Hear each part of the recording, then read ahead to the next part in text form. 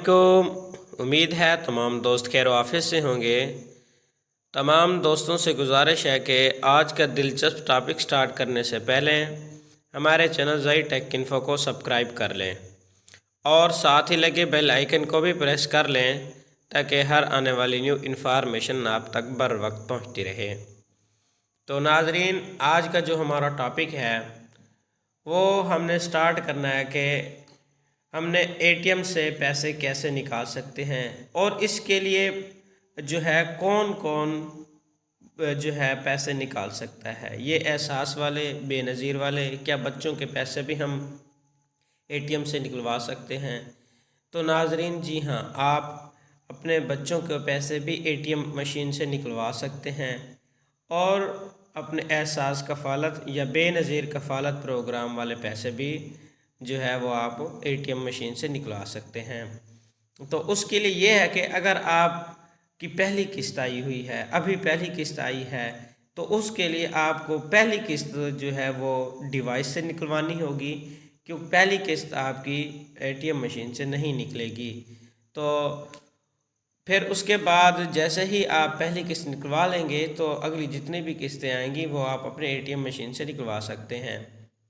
तो बड़ा मसला उन औरतों के लिए होता है जो कि जिन लोगों ने सर्वे करवाया होता है एक डिस्ट्रिक्ट से और उनके वो रहते तो दूसरे डिस्ट्रिक्ट में होते हैं। तो डिस्ट्रिक्ट वालों के लिए जो बहुत बड़ा मसला होता है उसकी वो परेशानी का भी हल यही है कि पहली किस्त आपने एटीएम मशीन से नहीं निकलवा सकते, क्योंकि पहली किस्त आपने जो है वो डिवाइस से निकलवानी है।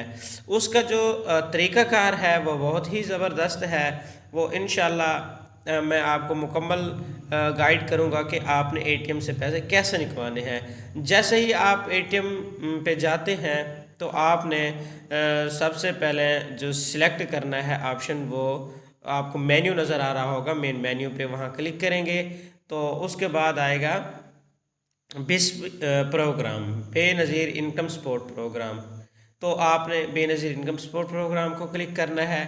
फिर जैसे ही वो क्लिक करेंगे तो आपने अपना शनाख्ती कार्ड नंबर जो है वो इंटर कर देना है। शनाख्ती कार्ड नंबर लिख के इंटर के बटन पे प्रेस कर देना है।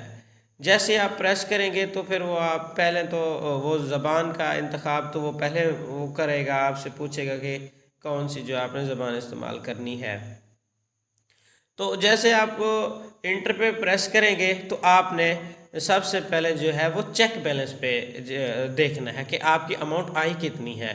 तो बाज़ औक़ात कुछ लोग ऐसे होते हैं जैसे ही जाते हैं वो अपना SCN नंबर पुट किया, उसके बाद फ़ौरन ही उनको पता है कि अब 12,000 मिल रहे हैं तो वो 12,000 ही पुट कर देते हैं। अगर 7,000 हैं तो वो 7,000 ही लिख के जो है इंटर का बटन दबा देते हैं। तो भाई पहले आप अपना बैलेंस चेक किया करें, जो जितने पैसे आए हुए हों वो उतने ही आपने जो है वो विड्रॉवल करने हैं।